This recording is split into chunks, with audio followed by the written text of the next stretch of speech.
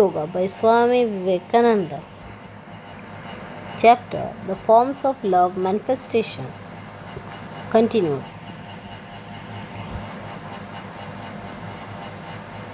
Various stages of Bhakti. First, we have said that reverence is a growth of love. Then comes Priti, pleasure in God. Then comes Viraha. Then comes annoyance. Exactly the same state of impatience in regard to things that are not loved comes to the mind when Parabhakti holds sway over it. Even to talk about things other than God becomes distasteful then.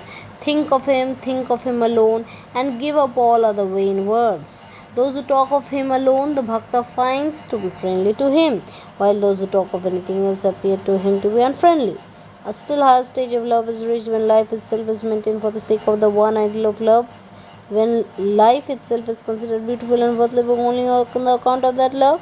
Without it, such a life would not remain even for a moment. Life is sweet because it thinks of the beloved. Tadayata comes when a man becomes perfect according to Bhakti.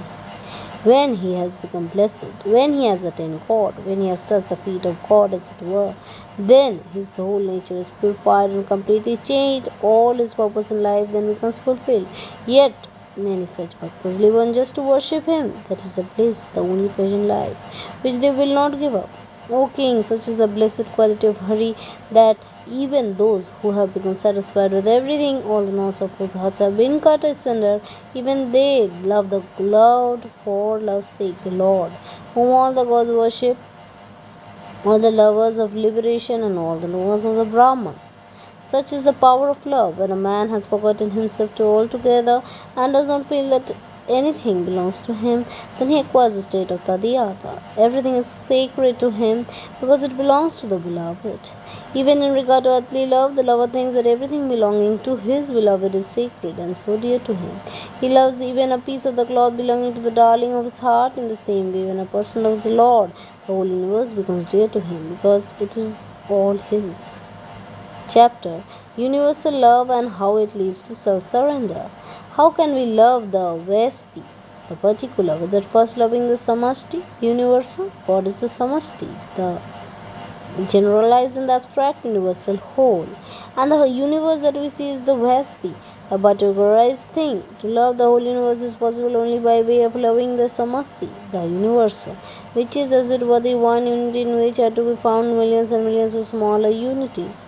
The philosophers of India do not stop at the particulars. They cast a hurried glance at the particulars and immediately start to find the generalized forms which will include all the particulars. The search after the universal is the one search of Indian philosophy and religion. The Gyani aims at the wholeness of things, at that one absolute and generous being, knowing which he knows everything. The Bhakta wishes to realize that one generous abstract person is loving whom he loves the whole universe. The Yogi wishes to have possession of that one generous form of power by controlling which he controls the whole universe. Many and mind, throughout his history, has been directed to this kind of singular search after the universal in everything, in science, psychology, in love, and philosophy. So the conclusion to which the Bhakta comes is that if you go on merely loving one person after another, you may go on loving them so for an infinite length of time without being in the least able to love the world as a whole. And at last the central idea is, however, arrived that the sum total of all love is God, that the sum total of the aspirations of all the souls in the universe, whether they be free or bound or struggling towards liberation, is God. Then alone it becomes possible for anyone to put forth universal love. God is the Samasti, and this visible universe is God differentiated and made manifest. If we love this sum total, we love everything. Loving the world and doing it good will all come easily. Then we have to obtain this power only by loving God first. Otherwise, it is no joke to be good to the world. Everything is his and he is my lover. I love him, says the Bhakta. In this way, everything becomes sacred to the Bhakta because all things are his. All are his children, his body is manifestation. How then may we hurt anyone? How then may we not love anyone? With the love of God will come as a sure effect the love of everyone in the universe. The nearer we approach God, the more do we begin to see that all things are in Him. When the soul succeeds in appropriating the bliss of the Supreme Love, it also begins to see Him in everything. Our heart will thus become an internal fountain of love. And when we reach even a higher state of this love, all the little differences between the things of the world are entirely lost. Man is seen no more as a man, but only as a god. The animal is seen no more as an animal, but as God. And the tiger is no more a tiger, but manifestation of God. Thus, in the intense state of bhakti, worship is over to everyone, to every life, and to every being. Knowing that Hari, the Lord, is in every being, the wise have thus to manifest unswearing love towards all beings. As a result of this kind of intense, all-absorbing love comes the feeling of perfect surrender, the conviction that nothing that happens is against us, apratikula. Then the loving soul is able to say, pain comes, welcome pain. If misery comes, it will say, welcome misery. You are also from the beloved. If a serpent comes, it will say, welcome serpent. If it comes, then such a bhakta will welcome it with a smile. Blessed am I that they all come to me. They are all welcome. The bhakta in the state of perfect resignation arising out of intense love to God and to all that are his ceases to distinguish between pleasure and pain in so far as they affect him. He does not know when what is to complain of pain or misery, and this kind of uncomplaining resignation to the will of God, who is all love, is indeed a worthier acquisition than all the glory of grand and the heroic performances. To the vast majority of mankind, the body is everything, the body is all the universe to them. Bodily enjoyment is there in all in all. This demon of the worship of the body and of the things of the body has entered into to us all. We may include in tall talk and take very high flights, but we are like vultures all the same. Our mind is directed to the piece of carrion down below. Why should a body be safe from the tiger? Why may we not give it over the tiger? The tiger will thereby be pleased, and that is not altogether so very far from self-sacrifice and worship. Can you reach the realization of such an idea in which all sense of self is completely lost? It is a very dizzy height on the pinnacle of the religion of love, and few in this world have ever climbed up to it. But until a man reaches the highest point of ever ready and ever willing self-sacrifice, he cannot become a perfect bhakta. We may all manage to maintain our bodies more or less satisfactorily, and for long or short intervals of time, nevertheless, our bodies have to go. There is no permanence about them. Blessed are they whose bodies get destroyed in the service of others, wealth and even life itself. The sage always holds ready for the service of others. In the world, there being one thing certain, with death, it is far better that his body dies in a good cause than in a bad one.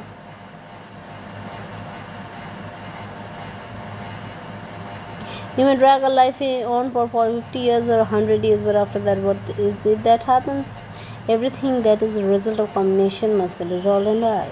There must and will come a time for it to be decomposed. Jesus and Buddha and Muhammad are all dead. All the great prophets and teachers of the world are dead. In this evanescent world where everything is falling to pieces, we have to make the highest use of what time we have, says the Bhakta. And really, the highest use of life is to hold it at the service of all beings. It is a horrible body idea that breeds all the selfishness in the world. Just this one delusion that we are wholly the body we own, and that we must, by all possible means, try our very best to preserve and to please it. If you know that are positively other than your body, you may then none to fight with or struggle against. You are dead to all the ideas of selfishness. So the Bhakta declares that we have to hold ourselves as we are altogether dead to all the things of the world, and that is in this surrender. Let things come as they may. This is the meaning of thy will be done. Not going about fighting and struggling and thinking all the while that God wills all our own weaknesses and worldly ambitions.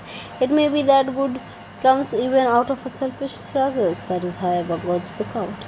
The perfected bhakta's idea must be never to will and work for himself. Lord, they build high temples in your name, they make large gifts in your name. I am poor, I have nothing, so I take this body of mine and place it at your feet. Do not give me up, O Lord. Such is the prayer proceeding out of the depths of the bhakta's heart.